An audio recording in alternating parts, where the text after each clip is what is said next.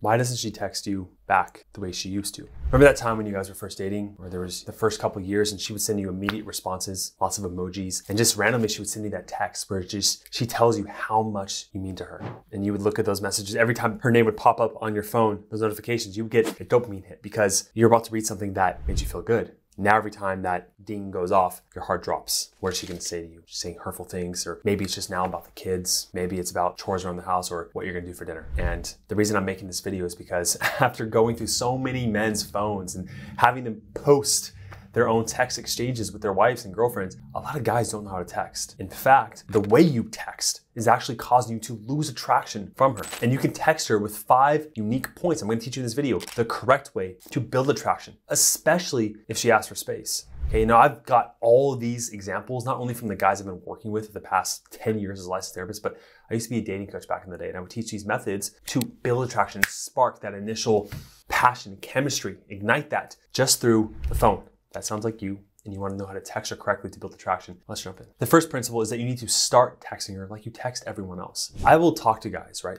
And the way they text me as my personal client, it's very normal, right? They text me back whenever they can. Sometimes it's hours, sometimes it's immediate. They will never send emojis. They'll send just as short as answer as possible because they're busy guys. But then when I'm reading the messages to their wife, it's completely different. They become a different person. You would think that it's a different person who's speaking to their wife or girlfriend than the person that speaks to me. Because in some reason in their head, that anxiety produces this message exchange and this form of communication that just pushes their wife away. It's very needy. Let me take a guess about what you do when she texts you something, especially about the relationship. You sit there and you're analyzing, you're saying, is this the best message to send? I don't know, maybe I should delete this. I don't know, if I had support, maybe I could run this by someone else, and maybe I should, you just guess, you second guess yourself all the time, right? Now we do have customer support and coaches who help the men craft these messages and letters to their wives, but that's at first. We want these guys to eventually learn how to text their wife automatically. The point I'm trying to make is that if you're sitting there analyzing constantly, you send a message, you're like, oh shoot, I shouldn't have said that. That seems so bad when she's not responding. That's all a deeper sign that you're texting her the wrong way. I don't want you to text her like you did in the very beginning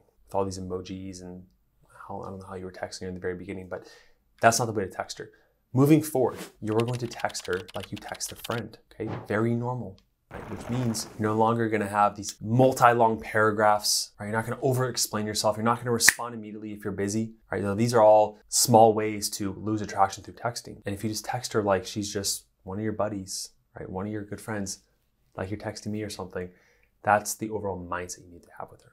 Okay, the second principle is timing. I alluded to it already a little bit, but I hate that this is a rule, but I just found it to be true after years and years of doing this. So I'm just gonna tell you the truth. You should not be texting her back faster than she texts you. Unless it's an emergency, of course, that is an exception to the rule. But I see so many guys, they're in the middle of something. I've been on calls.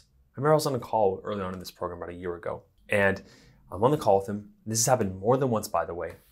And he's like, oh, my wife just texted me. Let me read it, hold on. I'm like, what are you doing? I'm like, you're busy with me right now. She can wait. They're like, oh, well, I just need to respond. I'm like, no, she can wait. Like, it's not gonna be the end of the world. And I'm guaranteeing that you are texting her far too fast. Slow down. But also, not only will waiting show that you're, a man on your purpose, is not easily distracted by your wife, that you have that higher reason for being, but secondly, when you text her slower, also, it allows you not to go with that initial emotional reaction of that fear or anxiety, whatever she's producing when you see her messages. Allow that space to occur. My general rule is if she waited an hour to respond to you, you wait an hour. Okay, she waited 2, you wait 2. This isn't playing games, okay? If you want to text her back faster, that's totally fine. But what I've found is that if you're in the middle of something, at least finish that task and then text her, okay? If she complains that, oh, you didn't text me back fast enough, let her. It's a test. We have a whole video on how to pass those tests on this channel. The third thing is to never text her when you are feeling needy, to kind of transition into that idea. I don't care how long it takes, but if you're feeling needy and anxious and you're having to double back and look at the text messages, you're not going to send it. And this one I cannot prove by science, but just follow me here. I have been with clients, dating clients at first, and they were talking to multiple girls at once, and they would send the same message to one girl. She was like the girl that they really, really want. And to the other girl, they were like, nah, she's cool, right? She wasn't like the one they wanted. This happened multiple times with myself, with clients, and every single time, I don't know what it is. It's something in the collective consciousness that no matter what the words you actually say, she could feel the energy behind that message. She just does. You have to separate that neediness inside of you. And I've done this with clients as well. She will text in the middle of a call. I'll be like, okay, we're gonna finish our call, have them do a breathing exercise. We will calm down. that neediness, that anxiety through a meditation exercise I do with my clients. And from that state, we craft the message and we get a lot better response, okay? She picks up on the emotion behind the message. Women are just that intuitive. So don't be in a needy state when you text her. Now, this fourth point actually has to do in between the text messages when you see her, whether it's phone calls, whether you see her with your kids or whatever the case may be. But you have to start creating emotional connection with her in between, right? You have to have these moments of flirtiness or fun or just creating like a shared emotion that you can call back to throughout the text messages. So here's a perfect example. One of our clients was able to meet up with his wife, and she was actually living in a separate apartment at the time. And he came over to fix something in her house, in her apartment. And he stubbed his toe so bad on one of the corners of the counter.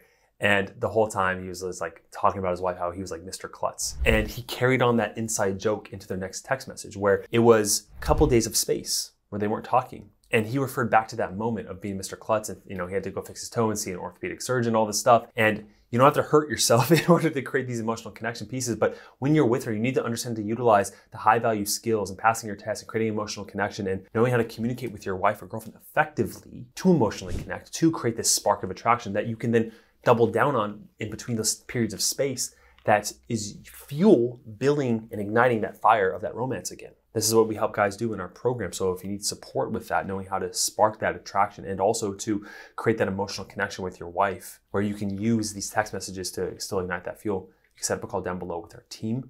All right, you must be fully qualified and emotionally committed to saving your marriage or relationship if you are in that state. The last one is jab, jab, right hook. Okay, this comes from the book by Gary Vaynerchuk, right? Very successful entrepreneur. And the idea here is that the jab, jab is value, value, then the hook. So the hook goes for any ask you have, right? Any favor that you need. You have to think of it like this. Every time you are communicating with not just your wife or girlfriend, but someone in public, right? You are either offering value with the way you are, or you are taking value. Perfect example. Let's say you want to go out on a date. You want to ask her on a date on Friday. You want to go to the movies with the kids, whatever the case may be. Now, in the previous couple of text messages, you guys have talked about bland, boring stuff, nuts and bolts, crossing T's, dotting I's, housework, all this stuff, right? And you haven't really given any value to her. And you also asked her, hey, can you send me over this PDF of this thing or drop off this package at my house, whatever the case may be. You haven't offered value. You've only taken or you've kept it neutral. At that point, when she thinks of you, she's in that present moment, her brain is actually going to be like a record keeper. It's going to keep track of all the value you've taken or the emotions that you made her feel in the previous couple of days or weeks or every interaction. And if those previous interactions are neutral to negative, she's not going to go ahead and go on a date with you because she doesn't feel positively toward you. All right. Dr. John Gottman actually talks about this magic relationship ratio that I talk about in other videos, but happy couples are a positive 5 interactions to every 1 negative interaction. And so you have to ask yourself, in the previous 10 interactions you've had, I would actually pause this video and think about it and write them down. In the previous 10 interactions you've had with her, have they been more positive or negative? And if they've been more negative to neutral, then when you go for the ask, she's going to say no. But there's something called pumping her state, or the idea that if you change her mood, you'll change her mind. Just like she said that she would do something positive with you, and then down the road, you guys got in a fight or something happened to her, she's like, oh, I don't want to go to this thing anymore. The opposite takes place oftentimes. So a lot of times, if these guys are able to send their wives or girlfriends funny memes or jokes or songs, or just tell her a cool story that happened, and they're just adding value to her life with asking nothing in return. Eventually, when they do like 10 positive gives to the text messages and interactions they've had with her, then it is so in their favor, right? They stack the deck in their favor that when they say, hey, we should go out on Friday to do this thing, it's gonna be really fun. And this thing is actually, the ask is the hook or whatever is actually a positive thing as well. The way they phrase it, I help guys do that as well. What happens is that her state is like so positive towards you. She's seeing you as such a positive stimulus in her life. No doesn't really come up in her mind. She's like, of course, yeah, it sounds fun. Let's do it. And so just be mindful of how often when you text her, are you creating negative emotions in her or positive? Now, if your wife is not collaborating with you and you think it's hopeless and she just doesn't want to work on the marriage anymore, this whole video right here will teach you how to win her back by yourself, okay? So check that out. Subscribe if you're new here. And I'll see you in the next one. Cheers.